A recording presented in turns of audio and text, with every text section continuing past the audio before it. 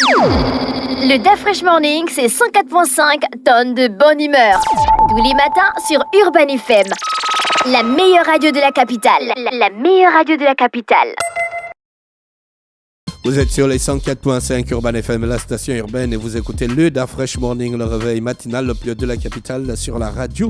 La pilote de la capitale, on est avec Elvis. Elvis, bonjour. Bonjour DAF Fresh, bonjour René Ruth, bonjour Fallon. Bonjour. On va démarrer avec le sponsor. Bonjour chers auditeurs et bienvenue dans le rendez-vous sportif du quotidien sur les 104.5 cette semaine grâce à Bet241.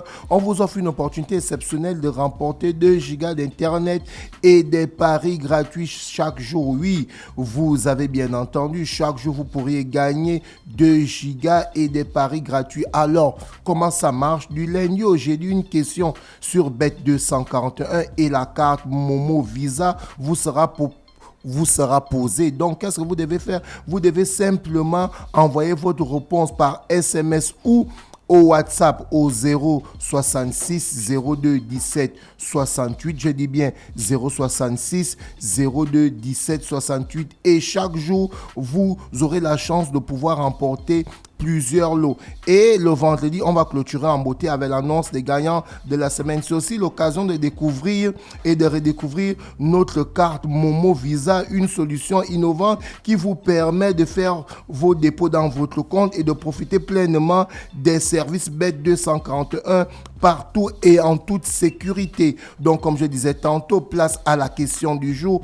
Comment peut-on approvisionner sa carte Momo Visa pour effectuer ses dépôts sur le site www.bet241.net? Donc, je disais tantôt, la question du jour, comment peut-on approvisionner sa carte Momo Visa pour effectuer ses dépôts sur www.bet241.net? Envoyez vite votre réponse sur le 066 02 17 68. N'oubliez pas, chaque bonne réponse vous rapproche des lots.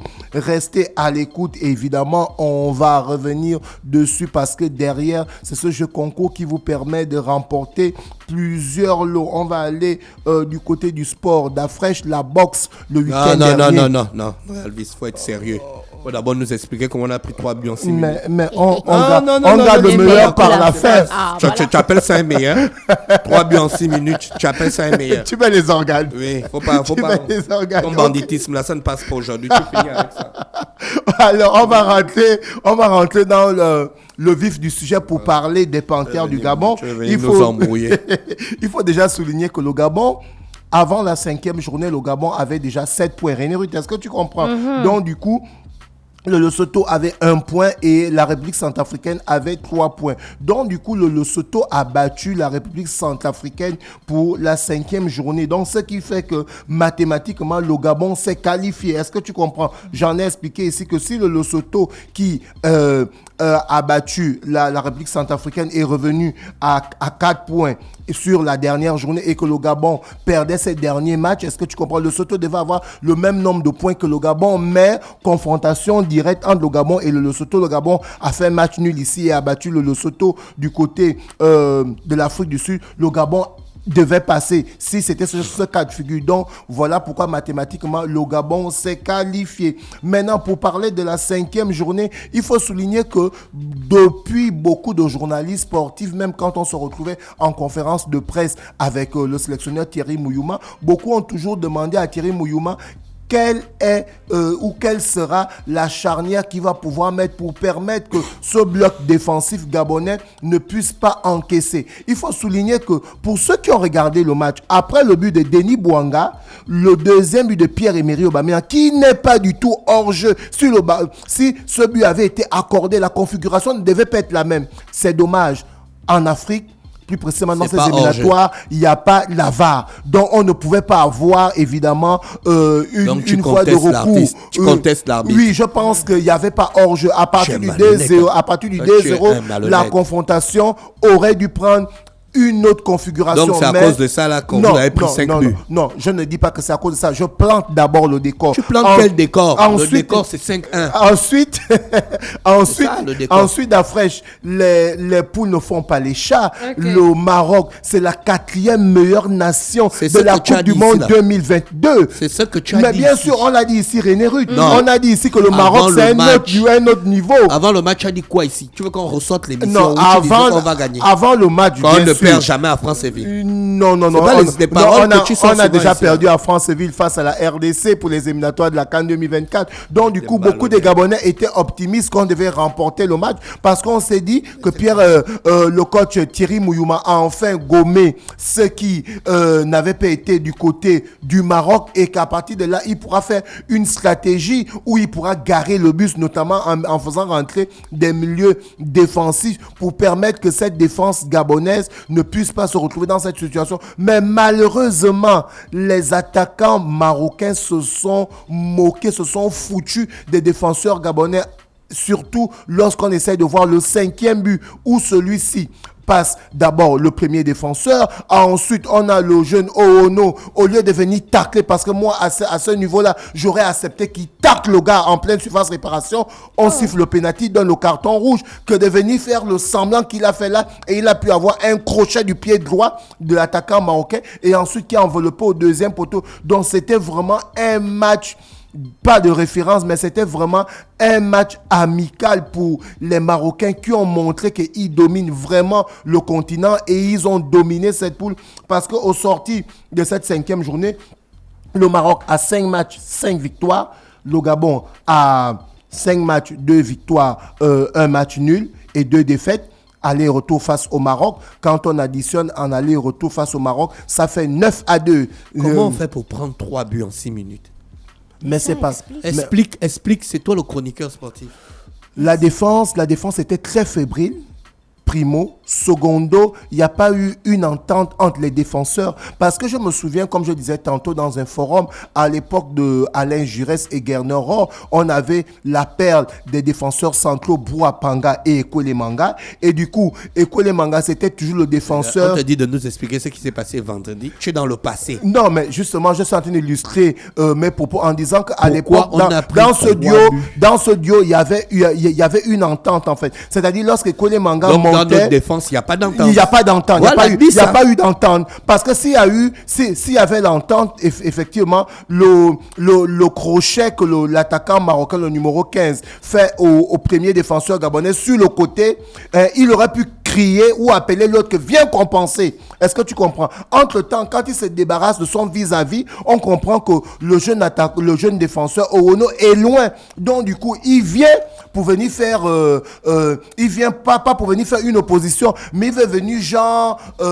embrouiller l'attaquant marocain qui a déjà pris l'information de ce qu'il devait faire à ce moment-là. Donc vous comprenez qu'à partir de là, ils auraient pu couvrir ce match. On a notamment vu durant le match René Ruth d'Afro, j'avais regardé le match, que c'était... Vous n'avez pas regardé le match.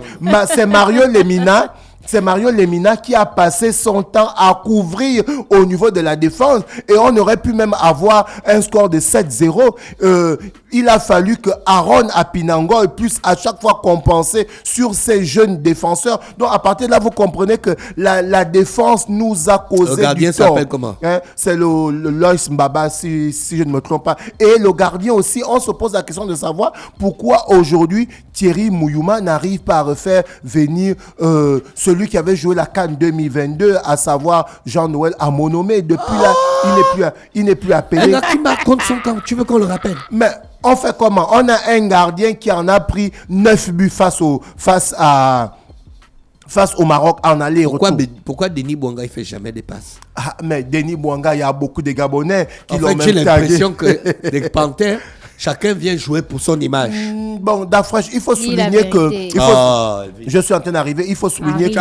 J'arrive. Il faut souligner que pour ces éliminatoires de la CAN, le meilleur buteur gabonais, c'est Pierre-Emerick Aubameyang avec 2 buts. Ensuite, Xavi Mabika avec 2 buts. Et Denis Bouanga avec 1 but. Maintenant, pour les éliminatoires de la Coupe du Monde 2026 qui va se passer du côté du Mexique, du Canada et des États-Unis. Le meilleur buteur gabonais, c'est Denis Bouanga. Donc, en ce moment, Pierre-Emerick, qui est déjà à la porte de la retraite, c'est Denis Bouanga qui est le leader de l'attaque. Vous comprenez du coup, il ne fait pas les passes. Vous comprenez que pour quelqu'un qui est le leader de l'attaque du côté de Los Angeles FC, quand il arrive en sélection, c'est pas lui vraiment le leader, c'est Pierre-Emerick. Il est déjà habitué à ce qu'il termine les phases de jeu. Donc, il n'arrive peut-être pas à bien se situer ou à bien prendre les marques par rapport à cette situation. Maintenant, c'est au coach de dire à Denis Bouanga que l'avant-centre, c'est Pierre-Emerick Aubameyang. Donc, tout comme Jim Alevina, quand vous avez le ballon et que vous avez la possibilité de centrer pour Pierre-Emerick, faites-le. Mais quand vous vous retrouvez en situation où vous avez la possibilité de marquer, vous pouvez aussi le faire tel que comme on a vu le premier but là où il s'est retrouvé, il était excentré et il a pu faire une magnifique frappe à la Thierry Henry. On a pu le voir, c'était un magnifique but. Mais après, derrière Dafresh, tu as la vidéo devant toi. La défense a été fébrile. Un coup franc. Non, on appelle ça, on appelle ça les phases arrêtées. On a eu 3 buts d'affilée par phase arrêtée. On a d'abord eu le coup franc d'une magnifique tête de l'attaquant marocain. Ensuite, on a eu 2 corners, 2 buts. Regarde les erreurs de placement. Voilà pourquoi je te dis que la défense a été fébrile. Qu'est-ce qu'on dit à l'école de foot? On dit à l'école de foot non, bien sûr, on se renseigne, on se documente. On dit à l'école de foot que lorsqu'il y a corner, Dafresh, tu comprends, les 2 défenseurs doivent se placer sur les 2 poteaux. Est-ce que tu comprends? Pour permettre que si le gardien est désorienté, un des défenseurs qui est au premier poteau ou au deuxième poteau peut faire sortir le ballon. Donc, en fait, les défenseurs se sont embrouillés. Dafresh, tu peux revenir sur le deuxième ou le troisième but sur coup franc, sur corner là. Tu vas voir qu'il n'y a pas eu... Regarde.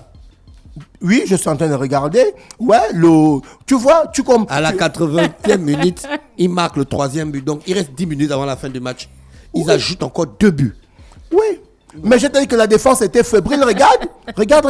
Il y a mésentente. Il y a 2 défenseurs gabonais, mais l'attaquant marocain qui évolue en Espagne, il vient quand même marquer devant les 2 défenseurs gabonais. Tu comprends qu'il n'y a pas eu la lecture.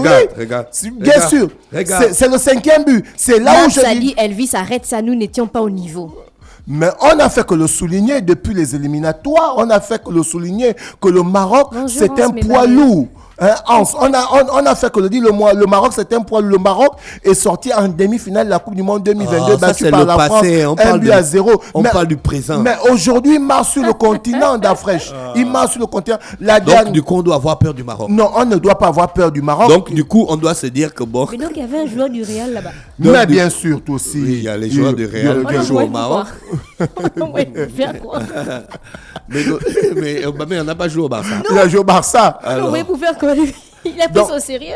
Mais bien sûr que, je vous avais dit tantôt que ces éliminatoires-là, les Marocains ont dit qu'ils devaient remporter tous leurs matchs parce qu'ils doivent montrer la suprématie. Pour eux, ils n'ont plus le niveau de jouer en Afrique. Donc voilà pourquoi vous constatez que la deuxième meilleure équipe de ce groupe, qui est le Gabon... Qui le gars là? La deuxième... Non, Elvis ne parle pas. Le dossard 17, il n'y a pas de noms derrière les maillots. Donc tu ne connais pas les gars des Panthères. Je connais les gars des Panthères, mais lui, c'est un jeune joueur. Donc tu comprends que les Marocains... Là, ça dit que le gardien ne mérite pas la sélection. Mais chers auditeurs, donnez-moi le nom du numéro 17 des Panthères. Non, je parle d'abord aux auditeurs. Okay. Mais le bébé là.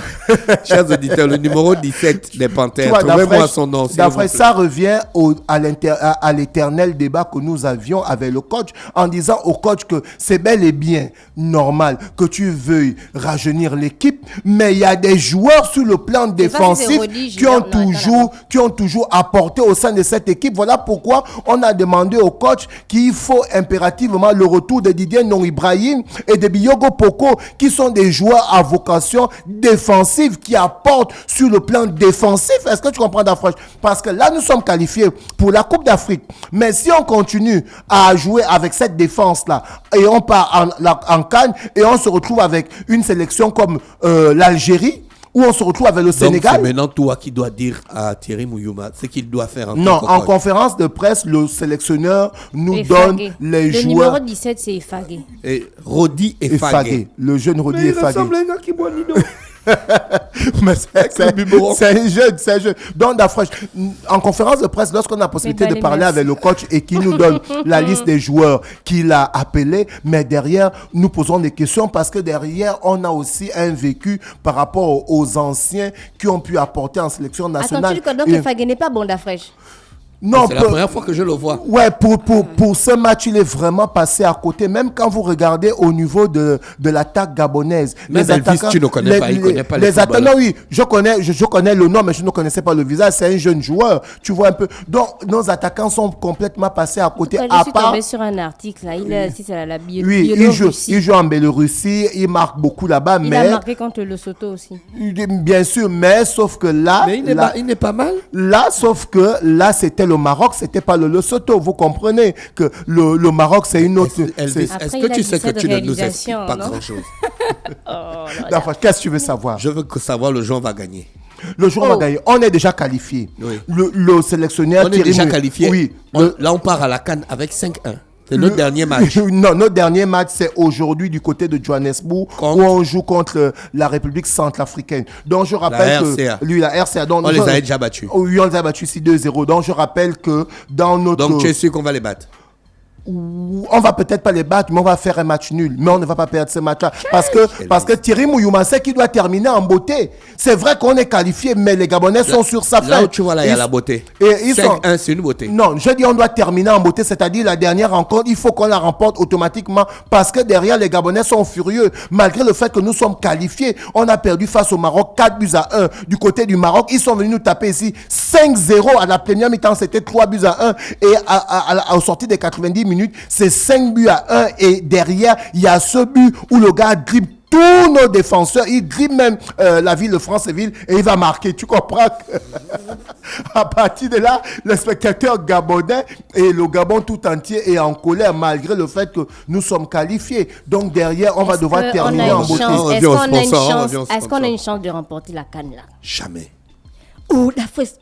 Comment? Non, je préfère être pessimiste. Oui, il faut être optimiste, c'est bon pour la santé. Il faut regarder l'opposition. Jamais, pas moi. René Rude.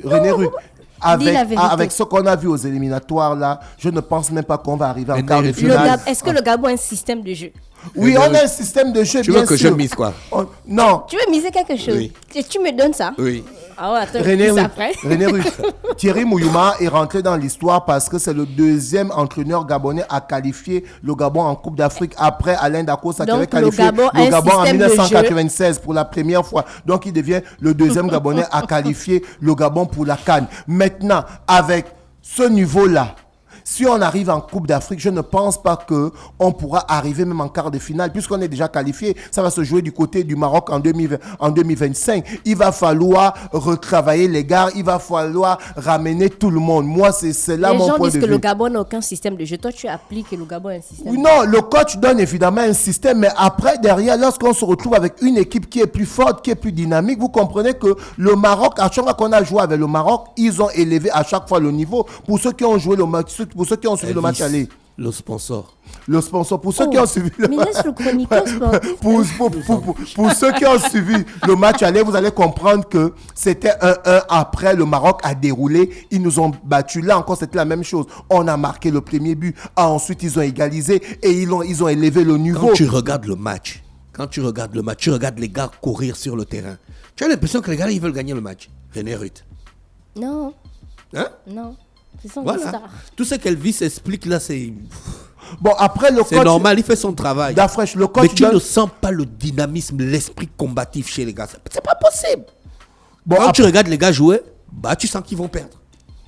Bon, après la qualification est là. Oui, ça, c'est les choses qui nous intéressent. Ensuite, maintenant, on va voir. Le championnat va reprendre ce week-end. Donc, on aura la possibilité d'avoir de nouveaux joueurs pour l'équipe justement, nationale. le sélectionneur Thierry Mouyouma lui-même l'a souligné régulièrement qu'en ayant un championnat qui se joue régulièrement, on aura la possibilité de pouvoir avoir une liste élargie des joueurs qu'il faut prendre sur le plan national. Je rappelle que pour la CAN 2012, évidemment, on a Herman Mouélé qui avait joué la CAN 2012. 2012, il jouait du côté de Manga Sport. Il avait fait une très bonne canne. Donc, d'Afresh, quand il y a un championnat qui se joue régulièrement, le coach aussi a la possibilité d'appeler tout le monde. Mais quand il n'y a pas de championnat depuis 2 ans, il ne fait que faire avec des joueurs qui évoluent à l'étranger. Parfois, même ces joueurs ne sont pas titulaires dans leur club. On fait comment?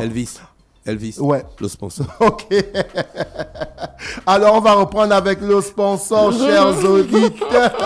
On va reprendre avec le sponsor, chers auditeurs. Bet241, comme je vous disais tantôt, grâce à Bet241, Bet241 vous offre une opportunité exceptionnelle de remporter 2 gigas d'Internet et de paris gratuits chaque jour. Vous avez bien entendu, chaque jour, vous pourrez gagner 2 gigas et un pari gratuit. Alors, comment ça marche? Du lundi au jeudi, une question sur Bet241 et la carte Momo Visa vous sera posée. Donc, vous avez la possibilité d'envoyer votre réponse par SMS ou sur le numéro WhatsApp 066 02 17 68. Chaque jour, vous aurez une chance de pouvoir gagner plusieurs lots. Et comme je vous l'ai dit, le vendredi, on va clôturer en beauté avec l'annonce des gagnants de la semaine. Nous avons aussi la possibilité de découvrir et de redécouvrir la carte Momo Visa, une solution innovante qui vous permet de faire vos dépôts dans votre compte et de profiter pleinement des services Bet241 partout et en toute sécurité. Alors, la question du jour est la suivante.